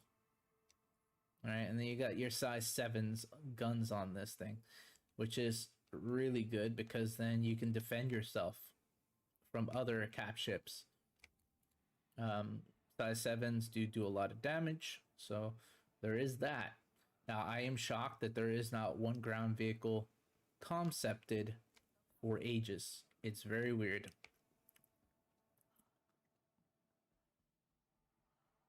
Or even out down here. I have to look on the website if I've ever seen an Aegis ground vehicle. Probably no, there isn't, because we would have saw that in the page, right? Yeah, we would have saw that. Very weird. Maybe we should all ask CIG why they don't have ground vehicles for Aegis. Aegis is an amazing manufacturer. You know, they have a lot of unique. It's like whoever makes the the Reclaimer and all the other ships, like Aegis ships, Dynamics, they have a very understanding concept of ship design and coolness factor.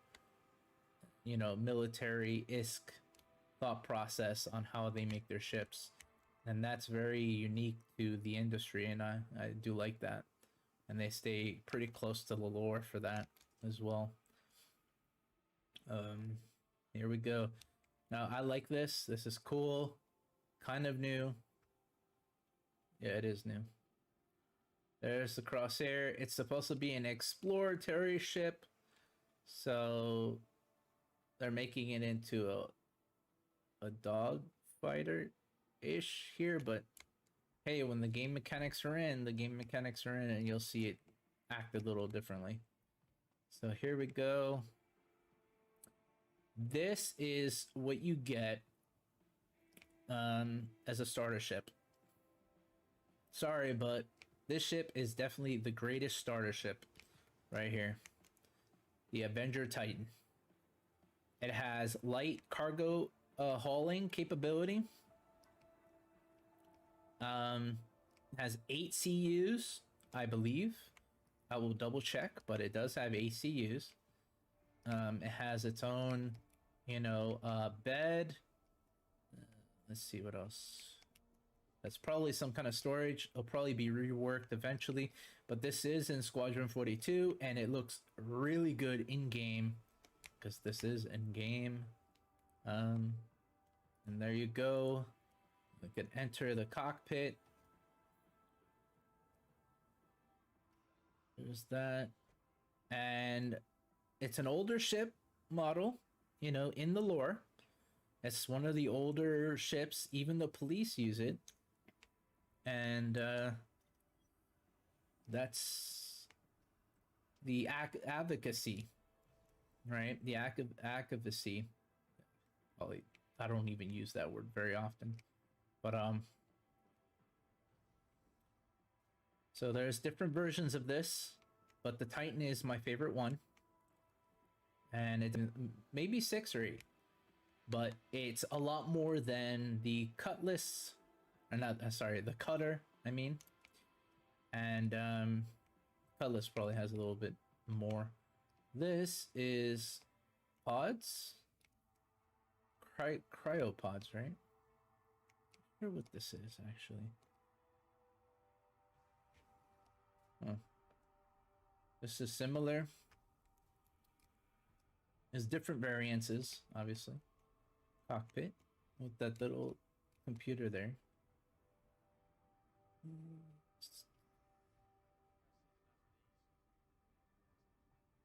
I love the game. Like, this Star Citizen Squadron 42 is, it's next level. This is the Redeemer. This was crafted and remade from the original work that backers made when they had this special Create My Starship. And there was a lot of ships there. I hope that they make all, I hope they make, and I'm serious, I hope they make all those ships. We want, I think the backers would like to see some of the fan-based ships to come into the game, obviously to the standards of CIG's standards. So that's what kind of happened here. Also, the engine didn't support the old concept. This is very modified, by the way. Very modified, very updated, very updated to the standards of today.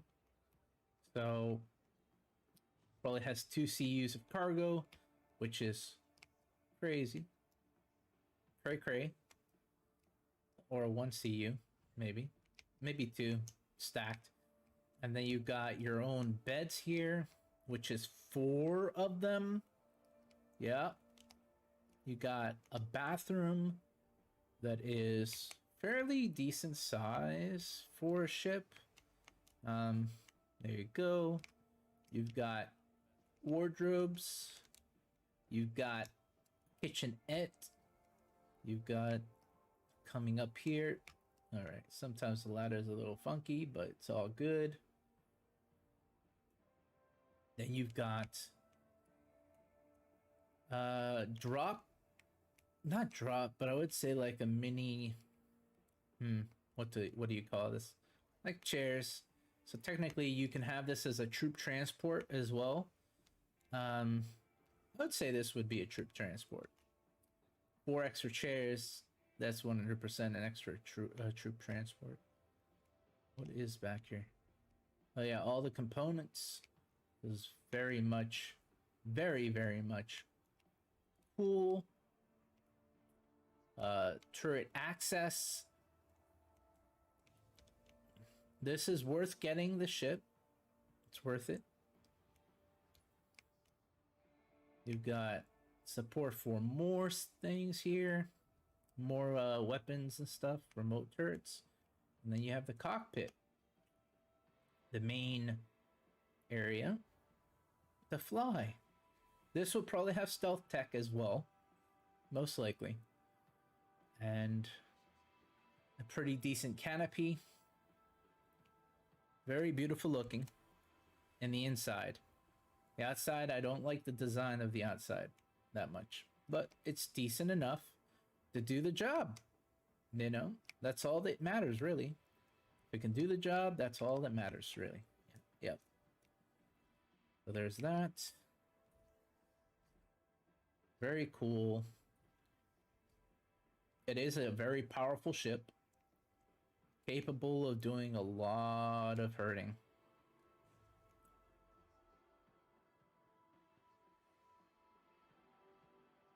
Very pretty in the inside. Don't like the clippers. The gun is just... Look at this gun. Like, who wouldn't want a ship that has a gun this size? Or that size. Or up top either, which is pretty big. Like, massive, dude. Like, I think these are size 5s or size 6s. I don't know. But it's pretty big. Now, the other Avenger, Warlock, which is the EMP one. There you go, an EMP device. Do not try this at home. Do not try this at home. You'll have issues, human body issues, but it looks really unique. And also people love this ship because it disables other ships. Now this is another great ship. The Stalker Avenger.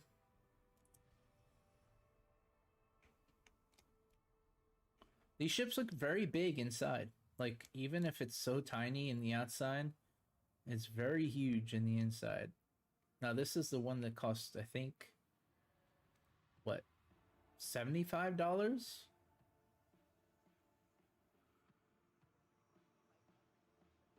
I think so. Yeah, $75. Right. The reason why it costs $75, I think so. Boop. Let's look actually. Oops.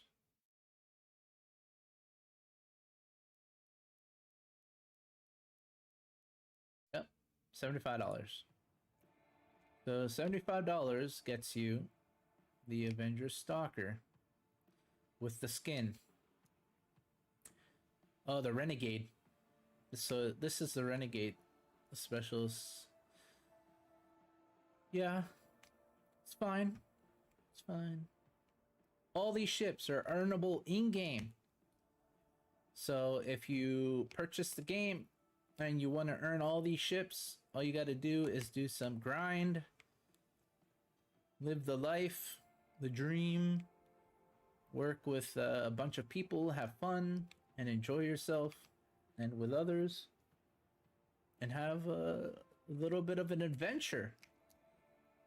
But yes, and every ship is earnable in-game, so only $45 to a $60 package, and you get 2 items for the price of 1. So Squadron 42 and Star Citizen, two separate things. So now we're gonna check. We did that. Now let's check the hammer. The hammerhead. Yes, pretty good. Let's go check the hammer. So I hope everyone likes this video. Let me know what you would like to see or what's upcoming. Yeah. What ships would you like to see in game? Here's the Gladius. Now these Gladiuses will be in Squadron 42, 100%. So, and there's outside storage for your guns. And also, I believe there is a cargo box. A small one, but still a cargo box. Now that's fuel access. I don't mind renting it. Why not? You can, it's a free fly this whole entire week, all the way up to the 30th. Free fly. So make sure you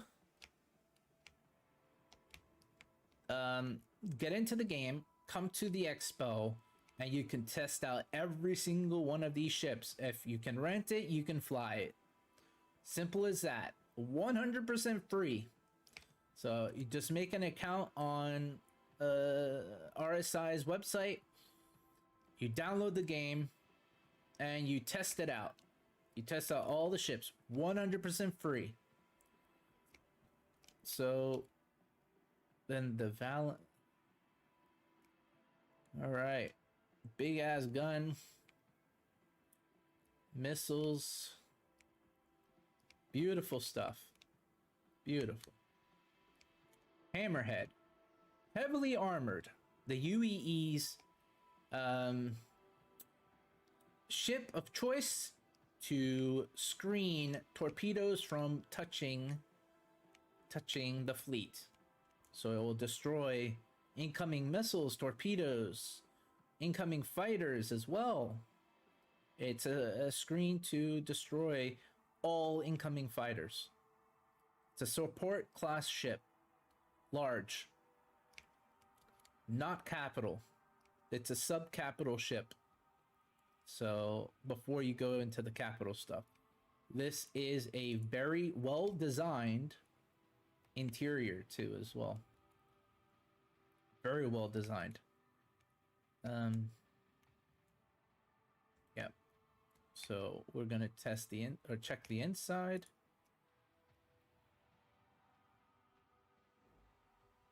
$625, $650, something like that. 675, I'm not sure. But anyway, it's a submarine inside. It does have a missile rack of some sort. Oh, let's see it. FODs. This has EVA holders there. Storage, mini storage that they'll probably fix and get that working as well. Then this door can be closed. Now, obviously they're probably gonna fix it where these doors actually close from here, because that makes no sense to click. Probably this button thing will work in the future. So it has 6 turrets, dual, not quad, dual. So it'll be dual size 6s, or is it dual size 5s? Dual size 5s or dual size 6s. And this is where you get your escape pods, right? This ship is very worth getting if you have a fleet. This is a support class ship.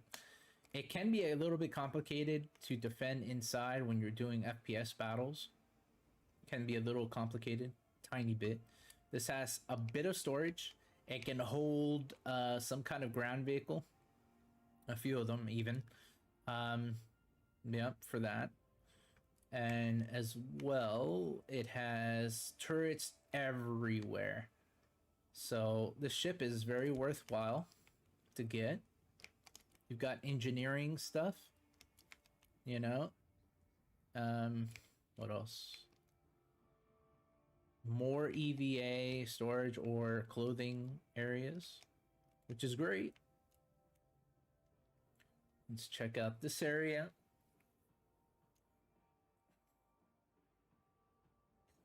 This is the engineering room.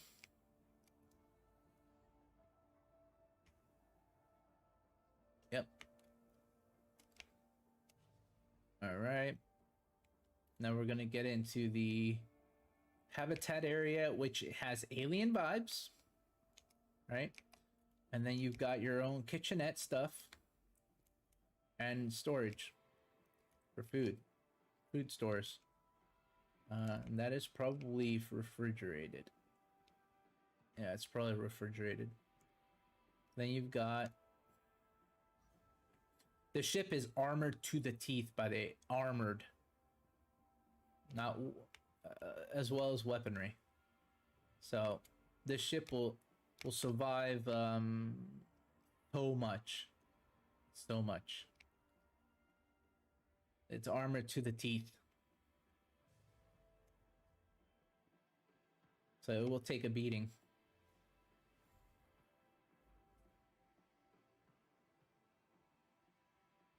Very beautiful looking in the inside. Very it's a bit updated, yeah. It needs a little updating as well, I would say. This is your quarters. Similar to the Idris. I think the Idris might have had an update though, but similar to what it used to have with the whole entire bed thing, and it could close. And you have your own little privacy bedroom. TVs everywhere. You know, and then you've got your bathrooms, right? Your stalls. You can open this up and close. Shower heads. Believe the toilets are on the other side. I don't know where the toilets are actually. Oh, there you go. All right. So 2 shower head areas and 2 toilet areas. And obviously the microTech is not in game yet for this game, for this ship specifically. Then you've got, I'm not sure what this is. Oh, I did that wrong.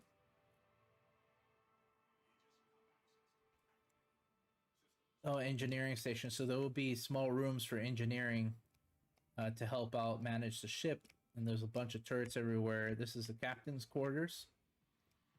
I like the captain's quarters on the ship. I feel like it's very unique to this ship. This specific way of design. As your own personal storage for clothing, your own bathroom. There'll probably be some kind of you got your own area to put your special metals and stuff like that that you get throughout the entire game. And yes, the game will have collector's capability, so you'll be able to collect certain items throughout the verse, throughout all the star systems, and put them in your own ships. And yes, they'll stay. They'll stay in the ship. But then obviously if the ship gets blown up, then you gotta reapply for all the, or refind all those items. I'm trying to remember how to open this. Okay. So this goes down.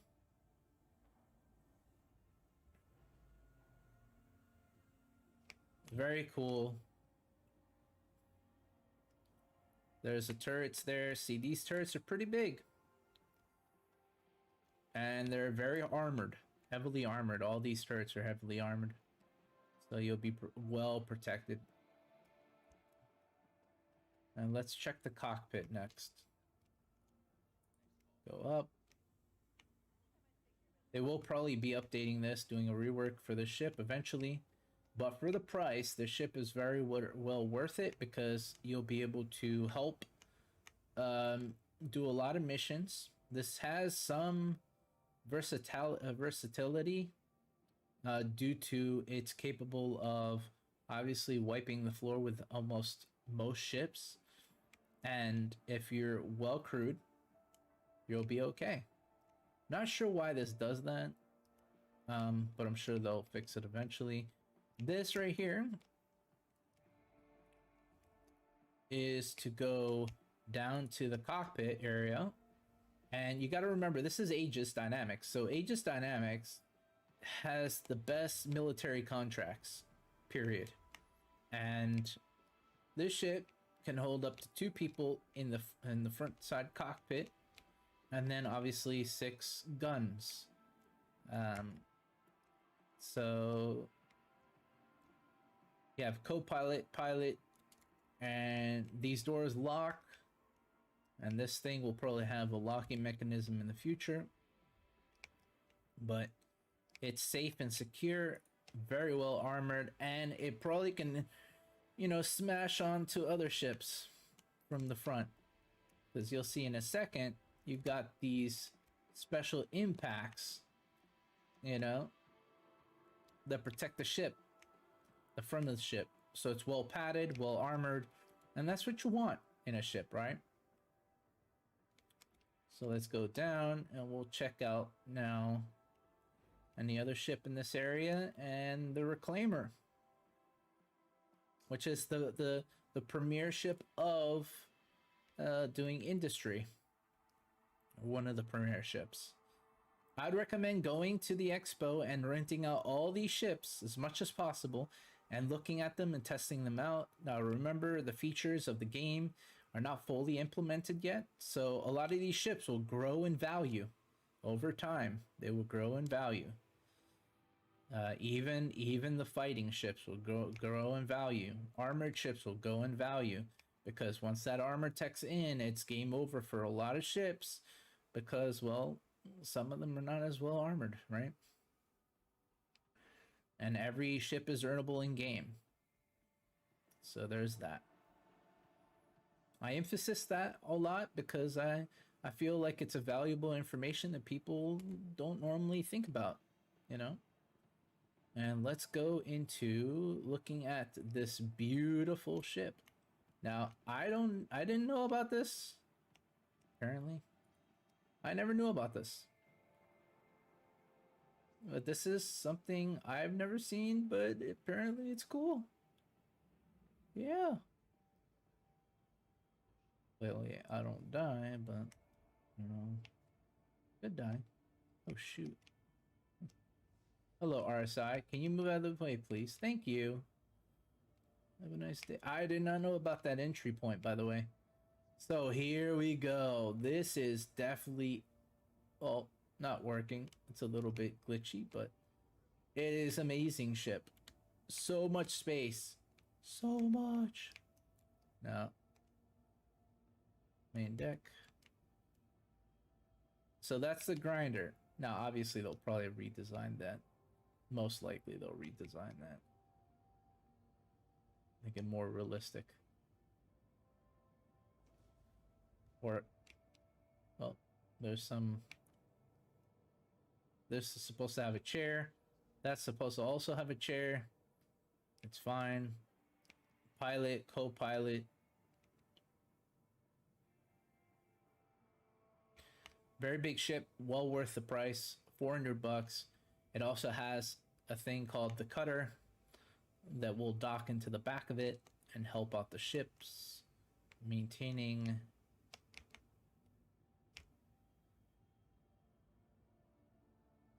There we go. Stand back a little bit so nothing goes wrong. There's supposed to be a computer here. Okay, so there is a computer. It's fine.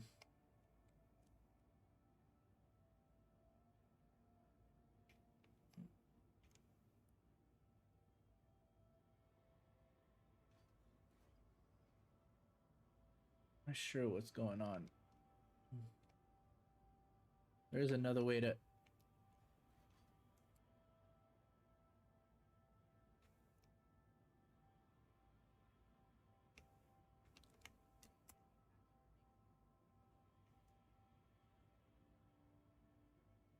There's another way to go up, though. No problem. No problem at all.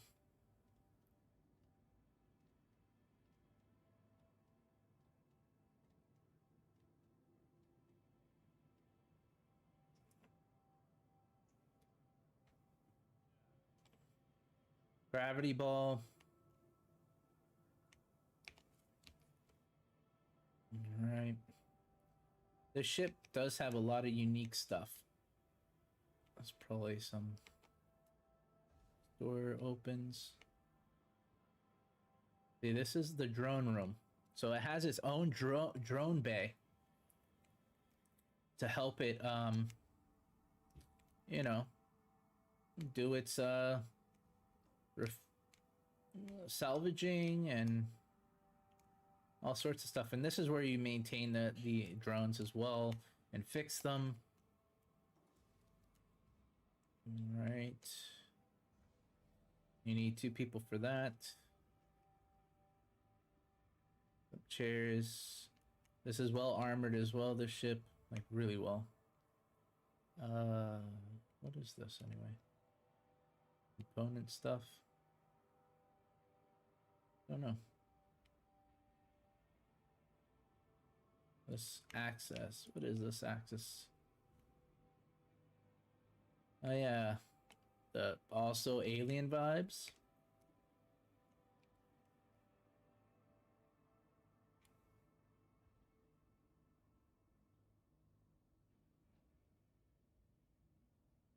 I'm not sure what that's about. No, docking thing.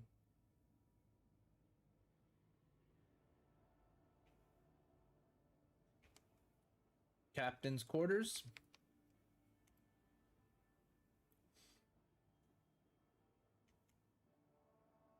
Yeah, I'm not sure why the ship is doing this today, but it's fine.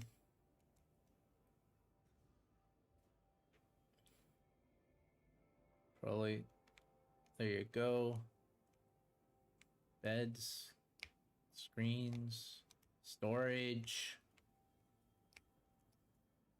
See all this. Showers.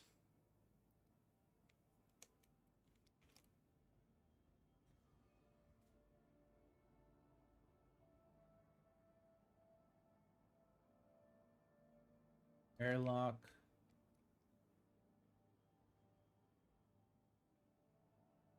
Don't remember what that door goes to. Let's go downstairs.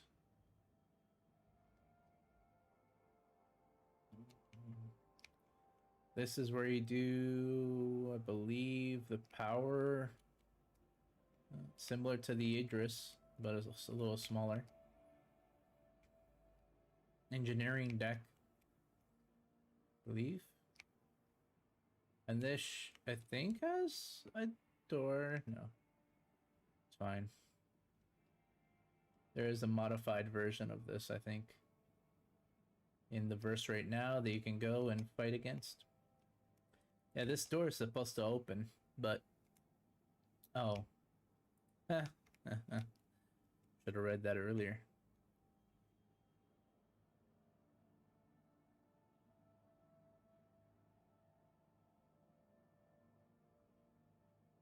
The Reclaimer. I reclaim your soul. There you go. Just the LODs are acting a little weird today. Probably gonna kill me too. Yeah. Oh, okay. Yeah. The next room. Salvaging room. This is where you salvage stuff. And I believe the storing goes downstairs. Yeah, I'm not gonna tempt fate. So it does need a rework with the more updated stuff because the ship was made a bit ago. But there will be a rework, I'm sure. I'm very sure about that. And we'll have to see how that works out.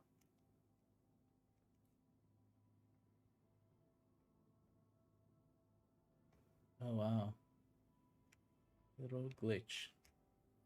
Anyway, I'm stuck here, so I'm going to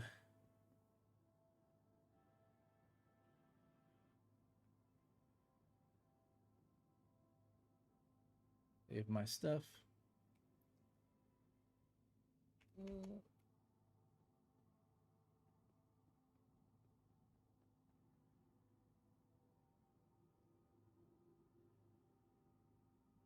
All right.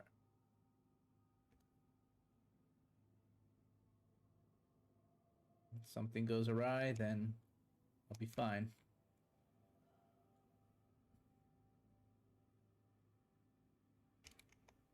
There's always ways around game development or game issues. Just call for the elevator. This is salvaging area. I don't know if there's a cargo area as well. Oh boy. All right, so it's glitching, but apparently I'm going down. Somebody saved my soul. Why am I black? Oh, Jesus. There's something wrong with the server, but thank you for joining, everyone. I'm gonna call it now. Make sure to subscribe. 100% free for all of you. And also like the video, please. And we will be posting again tomorrow. A little bit earlier than planned tomorrow, but we will be on tomorrow. And I hope that everyone stays safe out there. And remember, come to the verse, come play, and join us. And make sure to go to the expo and rent all these ships and test them out and see what you feel or prefer to play with. And each day you can try to do that, and you'll be able to test out all the new ships and all the old ships. And whatever's in the game that can be rented and played with. So thank you for joining, and thank you for visiting our channel, and welcome to the IAE 2952. Until next time, everyone, stay safe, fly safe.